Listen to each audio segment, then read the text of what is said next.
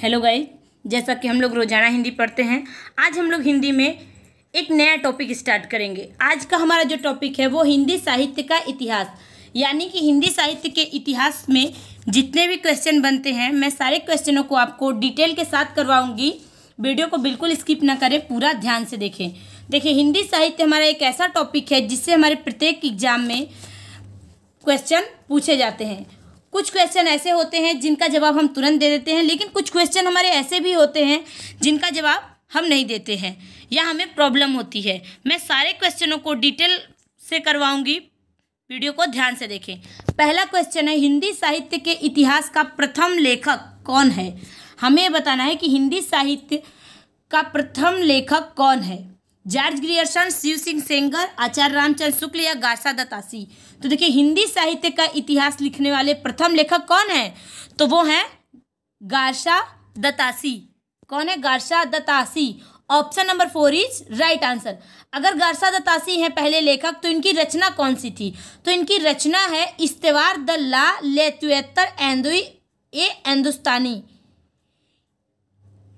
किस भाषा में लिखी गई है? तो ये लिखी गई है फ्रेंच भाषा में। किस भाषा में? फ्रेंच भाषा में। हिंदी साहित्य का प्रथम इतिहास ग्रंथ है, किसने लिखा है? तो गारसा दत्तासी ने लिखा है। किस वर्ष प्रकाशित हुआ था? तो ये हुआ था 80,039 में। कब हुआ था? 80,039 में, सॉरी 1839 में। Option number 4 is right answer. अगला क्वेश्चन है हमारा, काशी नागरी प्रचारणी सभा द्वारा हिंदी साहित्य का वृहत इतिहास कितने खंडों में प्रकाशित हुआ था? 6, यहाँ 6 नहीं रहेगा, 16 रहेगा। 16, 20, 12 या 18।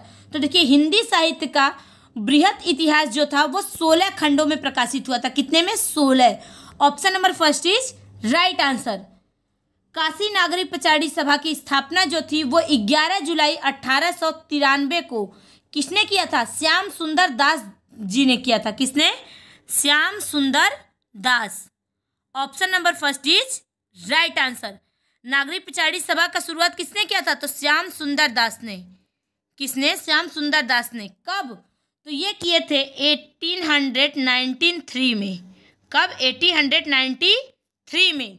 Option number 1 is right answer. उस समय अंग्रेजी, उर्दू, फारसी का बोलबाला था तथा हिंदी बोलने वाले को हे दृष्टि से, यानी कि हे दृष्टि से देखा जाता था, यानी कि बुरी नज़र से। उसको हे दृष्टि मतलब क्या होता है? किसी को शर्मिंदगी की दृष्टि से देखा जाता था कि ये हिंदी बोलता है। ऑप्शन नंबर 4 फर्स्ट क्या हो जाएगा? करेक्ट हो जाएगा। अगला क्वेश्चन है हमारा, हिंदी साहित्य की भूमिका ग्रंथ के लेखक कौन है? आचार्य रामचंद्र शुक्ल, आचार्य हजारी प्रसाद द्विवेदी, डॉक्टर राम कुमार वर्मा या लक्ष्मी सागर वार्ष्णेय। तो देखिए, हिंदी साहित्य की भूमिका के लेखक जो हैं वो हैं हजारी प्रसाद द्विवेदी। कौन है? आचार्य हजारी प्रसाद द्विवेदी। हजारी प्रसाद जी जो थे, हजारी प्रसाद द्विवेदी हिंदी के निबंधकार, आलोचक और उपन्यासकार भी थे। ये हिंदी, संस्कृत, बांग्ला भाषाओं के क्या थे? विद्वान थे। भक्तिकालीन साहित्य में भी उन्हें अच्छा ज्ञान था। सन 1957 में उन्हें क्या मिला था? पद्म भूषण। कब? 1957 में। किसको? आचार्य हजारी प्रसाद द्विवेदी को। हजारी प्रसाद द्विवेदी जो थे वो भक्तिकालीन साहित्य के भी क्या थे? उन्हें अच्छा ज्ञान था। अगला क्वेश्चन है हमारा, हिंदी साहित्य के इतिहास लेखन की परंपरा में मिश्र बंधुओं ने किस ग्रंथ द्वारा अपना महत्वपूर्ण योगदान किया है? तो देखिए, मिश्र बंधुओं ने हिंदी साहित्य में जो अपना किस लेखन के माध्यम से, तो वो है मिश्र बंधु विनोद। मिश्र बंधु विनोद जो है किसकी रचना है? तो मिश्र बंधुओं की है। किसकी? मिश्र बंधुओं की है। इस ग्रंथ में 4 भाग दिखाए गए हैं। पहले 3 भाग जो थे, पहला, दूसरा और तीसरा, ये तीनों भाग जो थे, ये तीनों भाग 1913 में प्रकाशित हुए थे। कब? 1913 में। लेकिन चौथा भाग जो था वो प्रकाशित हुआ था 1934 में। कब? 1934 में। Option number 1 is right answer. अगला क्वेश्चन है हमारा, हिंदी साहित्य के इतिहास लेखन से पूर्व किस प्रसिद्ध ग्रंथ में हिंदी के विभिन्न कवियों के जीवन वृत्त एवं कृतित्व का परिचय मिलता है। तो देखिए, हिंदी साहित्य के इतिहास लेखन से पूर्व किस प्रसिद्ध ग्रंथ में मिलता है कवियों का परिचय? तो देखिए, 19वीं सदी से पूर्व विभिन्न कवियों के लेखकों द्वारा अनेक ग्रंथ मिली थी, लेकिन जो सबसे पहले मिला था, क्या लिखा था? पूर्व। जो सबसे पूर्व मिला था वो कौन सा है? तो वो है 84 वैष्णवन की वार्ता। इसमें जो है क्या मिला था? तो इसमें विभिन्न कवियों के जीवन वृत्त एवं कवित्व परिचय मिला था। कवित्व ने कृतित्व परिचय दिया गया था। इसके बाद भी मिला था ऐसा रचना, जैसे 252 वैष्णवन की वार्ता, भक्तमाल, कविमाला, कालिदास हजारा, किंतु इनमें कालक्रम, सन, संवत आदि का क्या था? अंतर था। यानी कि सबसे पहले जो लिखा गया था वो है 84 वैष्णवन की वार्ता। अगला क्वेश्चन है हमारा, आचार्य रामचंद्र शुक्ल का इतिहास ग्रंथ हिंदी साहित्य का इतिहास स्वतंत्र पुस्तक से पूर्व किस रूप में प्रकाशित हुआ था? तो देखिए, हिंदी साहित्य में अब तक लिखे गए इतिहासों में से आचार्य रामचंद्र शुक्ल द्वारा लिखे गए हिंदी साहित्य का इतिहास को सबसे प्रमाणिक तथा व्यवस्थित इतिहास माना जाता है। शुक्ल जी ने इसे पहले हिंदी शब्द सागर की भूमिका के रूप में लिखा था। तो ऑप्शन नंबर फर्स्ट क्या हो जाएगा? करेक्ट हो जाएगा, क्योंकि हिंदी शब्द सागर की भूमिका हमसे क्या पूछा? स्वतंत्र पुस्तक से पूर्व किस रूप में प्रकाशित हुआ था? तो वो प्रकाशित हुआ था हिंदी शब्द सागर की भूमिका के रूप में प्रकाशित हुआ था। लेकिन 1929 में इसी को हिंदी साहित्य का इतिहास के रूप में प्रकाशित कराया गया। किसको? हिंदी शब्द सागर की भूमिका को। Option number first is right answer. अगला क्वेश्चन है हमारा, the modern vernacular literature of Hindustan के लेखक कौन है? जॉर्ज ग्रियर्सन, गार्सा दतासी, रेने बैलक या गिल क्राइट्स? तो देखिए, the modern vernacular literature of Hindustan के लेखक कौन है? तो इसके लेखक हैं जॉर्ज ग्रियर्सन। इनका पूरा नाम था जॉर्ज अब्राहम ग्रियर्सन। तो इसके लेखक कौन है? जॉर्ज ग्रियर्सन ने कब लिखा था? तो ये लिखा था 1888 में। कब लिखा था? 1888 में। कौन सी रचना? The modern vernacular literature of Hindustan. इसके लेखक कौन है? तो इसके लेखक हैं जॉर्ज ग्रियर्सन। ग्रियर्सन ने अपने ग्रंथ में 952 कवियों को शामिल किया था। कितने? 952। किसमें? The modern vernacular literature of Hindustan में। इसमें उन्होंने 952 लेखकों के बारे में लिखा था। हिंदी साहित्य के विकास क्रम का निर्धारण जो है वो देखिए कैसे होता है। पहले चारण काव्य, धार्मिक काव्य, प्रेम काव्य, दरबारी काव्य के रूप में किया गया था। ग्रियर्सन ने सच्चे अर्थों में हिंदी साहित्य का पहला ग्रंथ लिखा है। किसे? The modern vernacular literature of रहेगा, हमने देखा नहीं, literature of Hindustan. Option number first is right answer. अगला क्वेश्चन है हमारा, हिंदी साहित्य इतिहास की परंपरा में सर्वोच्च स्थान किस लेखक को मिला है? तो देखिए, राम कुमार वर्मा, शिव सिंह सेंगर, रामचंद्र शुक्ल या धीरेन्द्र वर्मा? तो देखिए, हिंदी साहित्य इतिहास की परंपरा में सर्वोच्च स्थान किसको मिला है? तो वो मिला है रामचंद्र शुक्ल को। क्यों मिला है रामचंद्र शुक्ल को? क्योंकि रामचंद्र शुक्ल ने ही साहित्य इतिहास के बारे में क्रम वाइज यानी कि सीरियल वाइज व्यवस्थित रूप से लिखा है। किसको? हिंदी के इतिहास को। Option number 3 is right answer. अगला क्वेश्चन है हमारा, गारसा दतासी ने इस्तेवार द ला लेत्वेतर एंदुई हिंदुस्तानी ग्रंथ की रचना किस भाषा में की है? तो देखिए, गारसा दतासी जो थे वो फ्रांस के थे। कहाँ के? फ्रांस के। और ये फ्रेंच भाषा के क्या थे? विद्वान थे। क्या थे? फ्रेंच भाषा के विद्वान थे। हिंदी साहित्य के इतिहास लेखन में सबसे पहला प्रयास किसने किया था? तो वो किए थे गारसा दतासी ने। किसने? गारसा दतासी में। इनकी जो रचना थी इस्तेवार द लाल लिटरेचर एंदुई हिंदुस्तानी, वो किस भाषा में लिखी गई थी? तो वो लिखी गई थी फ्रेंच भाषा में। किसमें? फ्रेंच भाषा में लिखी गई थी। Option number first is right answer. अगला क्वेश्चन है हमारा, हिंदी साहित्य नामक इतिहास ग्रंथ का संपादन किसने किया? तो देखिए, हिंदी साहित्य नामक इतिहास ग्रंथ का संपादन किसने किया है? डॉक्टर नागेंद्र, धीरेन्द्र वर्मा, राम कुमार वर्मा या लक्ष्मी सागर वार्ष्णेय? तो हिंदी साहित्य नामक इतिहास ग्रंथ के संपादन किसने किया है? तो वो किए हैं धीरेन्द्र वर्मा ने। धीरेन्द्र वर्मा जो थे वो बहुत ही अच्छा क्या थे? हिंदी साहित्यकार थे। इन्होंने ही हिंदी साहित्य नामक इतिहास ग्रंथ का संपादन किया था, doctor Dhirendra Verma. Option number 2 is right answer. अगला क्वेश्चन है हमारा, किस आलोचक ने आदिकाल को बीजवपन काल नाम से अभिहित किया है? हजारी प्रसाद द्विवेदी, महावीर प्रसाद द्विवेदी, श्याम सुंदर दास या राम कुमार वर्मा? तो देखिए, आचार्य महावीर प्रसाद द्विवेदी ने हिंदी साहित्य के प्रथम काल का नाम क्या दिया था? बीजवपन काल। क्या नाम दिया था?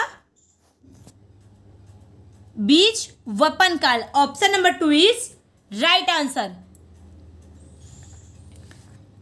महावीर प्रसाद द्विवेदी ने क्या कहा था? तो उन्होंने कहा था आदिकाल को बीजवपन काल। Option number 2 is right answer. अगला क्वेश्चन है हमारा, सरहपा को हिंदी का देखिए, सरहपा को हिंदी का प्रथम कवि किसने माना है? मिश्र बंधु, चंद्रधर शर्मा गुलेरी, राहुल सांकृत्यायन या हजारी प्रसाद द्विवेदी? तो देखिए, हिंदी के प्रथम कवि हैं कौन? सरहपा। कौन है? सरहपा। हिंदी के प्रथम कवि कौन है? तो सरहपा। इसको किसने माना है? ये बात किसने मानी है? तो ये बात माने हैं राहुल सांकृत्यायन। राहुल सांकृत्यायन जो थे हिंदी का प्रथम कवि किसे मानते थे? तो वो मानते थे सरहपा को। किसे? सरहपा को। सरहपा जैन साहित्य के, देखिए, जैन साहित्य के रचयिता किसको माना जाता है? तो सरहपा। इनका जन्म काल क्या था? तो इनका जन्म काल था 8वीं शताब्दी। क्या था? 8वीं शताब्दी। Option number 3 is right answer. अगला क्वेश्चन है हमारा, आचार्य रामचंद्र शुक्ल ने हिंदी साहित्य के प्रारंभिक काल को किस नाम से अभिहित किया है?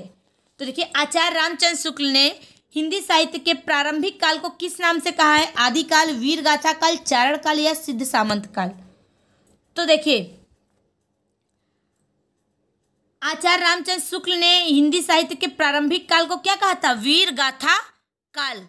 क्या कहा था? वीरगाथा काल। Option number 2 is right answer. वीरगाथा काल किसने कहा था? तो वो कहे थे आचार्य रामचंद्र शुक्ल। विश्वनाथ प्रसाद मिश्र ने प्रारंभिक काल को क्या कहा था? तो वीर काल कहा था। मिश्र बंधुओं ने क्या कहा था? तो मिश्र बंधुओं ने कहा था आरंभिक काल या चारण काल। महावीर प्रसाद द्विवेदी ने क्या कहा था? तो उन्होंने कहा था बीजवपन काल। किसे? हिंदी साहित्य के प्रारंभिक काल को। Option number 2 is right answer. Rahul Sankrityayan ने क्या कहा था? तो सिद्ध सामंत काल। आदिकाल किसने कहा था? तो हजारी प्रसाद द्विवेदी ने कहा था।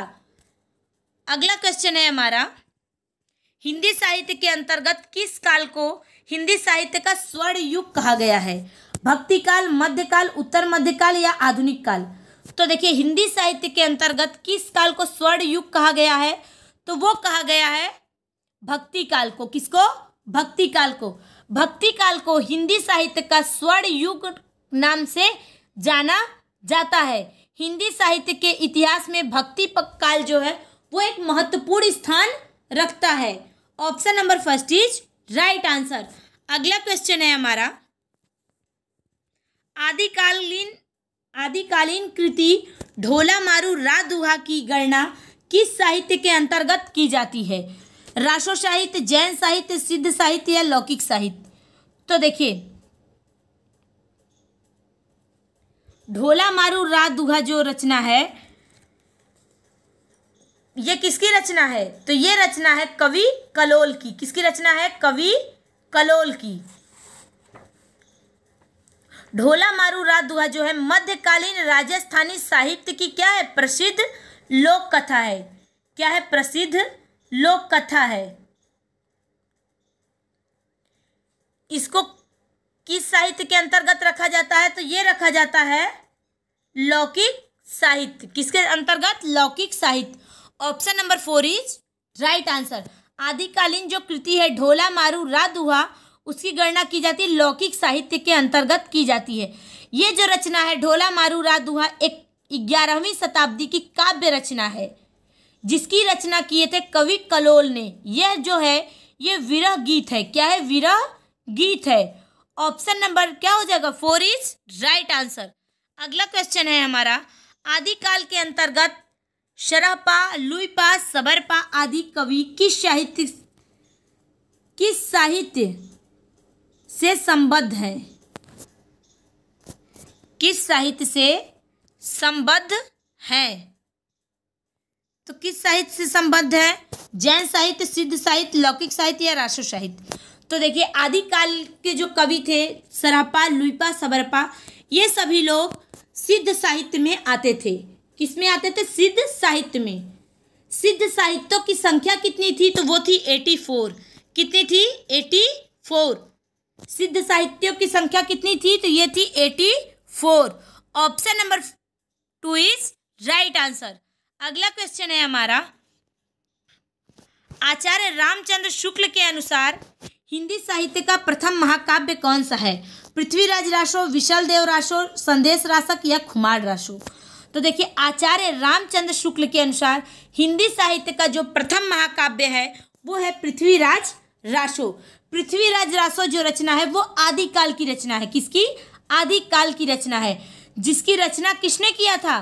तो चंद्र बरदाई ने किया था। ये जो रचना है वे वीर रस से परिपूर्ण है। किस रस से? वीर रस से परिपूर्ण है। Option number 1 is right answer.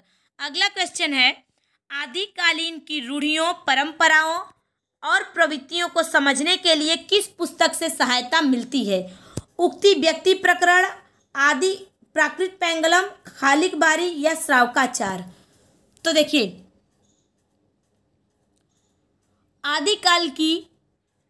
आदिकालीन रूढ़ियों, परंपराओं और प्रवृत्तियों को समझने में किस पुस्तक से सहायता मिलती है?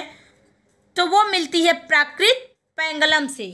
क्या मिलती है? किससे मिलती है? प्राकृत पेंगलम से। Option number 2 is right answer. क्योंकि प्राकृत पेंगलम हमारी एक ऐसी रचना है,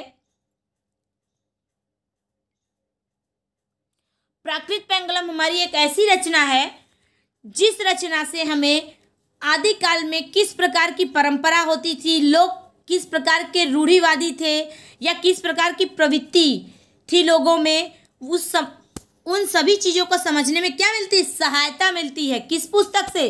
प्राकृत Paingalam. Option number 2 is right answer. अगला क्वेश्चन है हमारा, पृथ्वीराज रासो के रचयिता किसे माना जाता है? तो देखिए अभी हमने बताया कि पृथ्वीराज रासो के रचयिता है चंद्र बरदाई। कौन है? Chandra Bardai. Option number 3 is right answer. Prithviraj Raso जो रचना है वो वीर रस से परिपूर्ण है। किस रस से? वीर रस से परिपूर्ण है। पृथ्वीराज रासो को ही आचार्य रामचंद्र शुक्ल जो हैं वो आदिकाल की पहली रचना मानते हैं। Option number 3 is right answer. अगला क्वेश्चन है, रासो काव्य परंपरा में गीत काव्य कौन सा है? विशल देव रासो, परमाल रासो, वर्ण रत्नाकर या राउरबेल? तो देखिए रासो काव्य परंपरा में गीत काव्य कौन सा है? तो वो है Vishal Dev Raso. Option number 1 is right answer. Vishal Dev Raso मुक्तक काव्य परंपरा का प्रतिनिधित्व गेय पद है, यानी कि गीत काव्य है। क्या है? गीत काव्य है। Option number 1 is right answer. Vishal Dev Raso में जो रस है वो श्रृंगार रस है। कौन सा रस है? श्रृंगार रस है। विशल देव रासो में हिंदी का प्रथम 12 मासा वर्णन मिलता है। किसमें? विशल देव रासो में, जिसका प्रारंभ होता है कार्तिक महीने से।